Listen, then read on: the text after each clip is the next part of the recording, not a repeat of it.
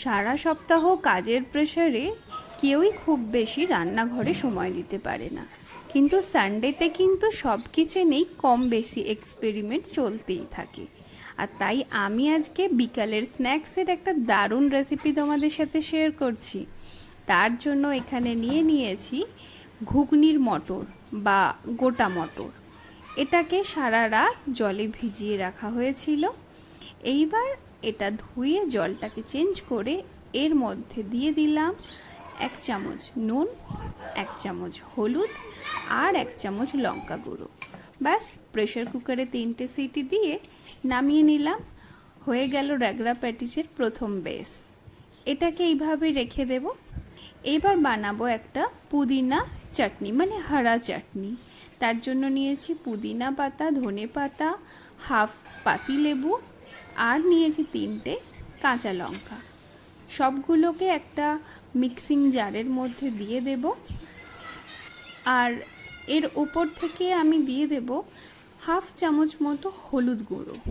হ্যাঁ, কারণ হলুদ গুঁড়ো দিলে কি হয়, চাটনির কালারটা ভীষণ ভালো আসে। তার আগে আমি দিয়ে দিলাম লেবুর রস। এইবার সব কিছু দিয়ে একটা সুন্দর পেস্ট বানিয়ে নিলেই কিন্তু রেডি হয়ে যাবে আমাদের হারা চাটনি বা ধনে পাতা পুদিনার চাটনি। এটাকেও আমরা রেডি করে সাইডে রেখে দিয়ে যাব আমাদের নেক্সট স্টেপে। তার জন্য কিছু তেঁতুল নিয়েছি, পাকা তেঁতুল। এটাকে আমি জল দিয়ে 15 মিনিট মতো ভিজিয়ে রাখবো।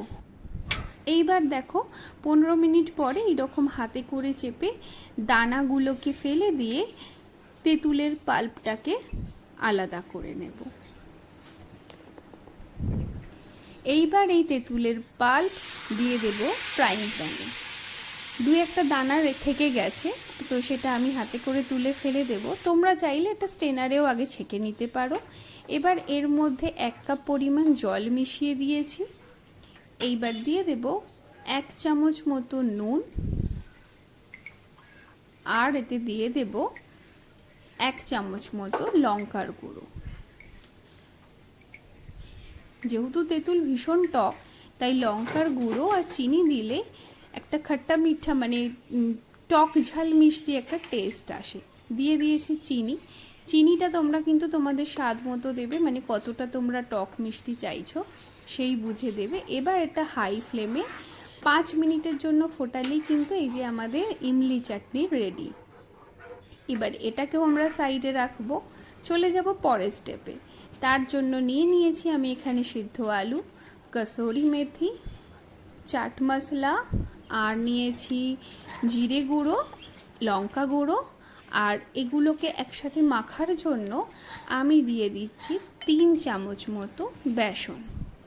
এইবার এগুলো সব একত্রে ভালো করে মেখে নেব। হাতের সাহায্যে ভালো করে মেখে নিয়ে ঠিক এইরকম মাখাটা হবে, ঠিক যেমন আলু চোখা হয় ঠিক সেরকমই মাখা হবে। তারপর দেখে নেব যে হাতে করে এরকম গোল গোল বলের মতো হচ্ছে কিনা।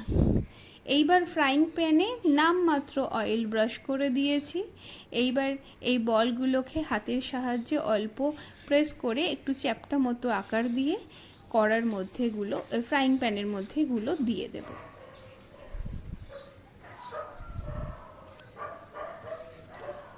এইভাবে সব কটা দেখো আলু প্যাটি দিয়ে দিয়েছি।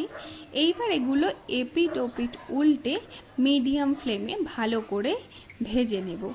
আচ্ছা, এগুলো না তোমরা তাওয়াতে যদি করো বা লোহার কড়াতে, তাহলে কিন্তু এটা আরও ভালো হয়, খুব তাড়াতাড়ি হয়ে যায় আর ওপরটাও খুব সুন্দর কিন্তু আরও কালার আসে। তো যাই হোক, আমার বাড়িতে নেই বলে আমি ননস্টিক ফ্রাইং প্যানেই করে নিলাম। এইবার এই আলু প্যাটিও রেডি হয়ে গেছে। মোটামুটি আমাদের চাটের জন্য সব কটা স্টেপ কমপ্লিট। এইবার হচ্ছে লাস্ট স্টেপ, যেটা আমার ভীষণ পছন্দের। এবার হবে প্লেটিং। আর তার জন্য এখানে নিয়ে নিয়েছি আমি ধনে পাতা কুচি, কাঁচা লঙ্কা কুচি, টমেটো কুচি। আচ্ছা, এটাতে তোমরা পেঁয়াজ কুচিও দিতে পারো। যেহেতু শ্রাবণ মাস চলছে আর শ্রাবণ মাসে আমরা পুরো মাসটাই নিরামিষ খাই, তাই আমি পেঁয়াজটাকে স্কিপ করে গেছি। এইবার প্রথমেই এই যে রাগড়া প্যাটির প্রথমে এই যে ঘুগনি যেটা করেছিলাম, মানে ছোলাটা ডালটাকে বয়েল করে সেটা দিয়ে দিলাম। ওপর থেকে আলু প্যাটি দিলাম, দিয়ে দিলাম টমেটো কুচি। এইবার এর উপর দিয়ে দেবো ধনে পাতার চাটনি। তার উপরে আমি দিয়ে দেব তেঁতুলের চাটনি। এটা আমার ভীষণ পছন্দের, মানে যে কোনো চাটেই তেঁতুলের চাটনি আমার দারুণ লাগে। এইবার দিয়ে দেব ঝুরি ভাজা বা ভুজিয়া। ভালো করে ভুজিয়াটা একটু বেশি করে দিয়ে তারপর ওপর থেকে গার্নিশ করব ধনে পাতা আর কাঁচা লঙ্কা সহযোগে। দেখো দেখেই খুব মানে জিভে জল এসে যাচ্ছে না?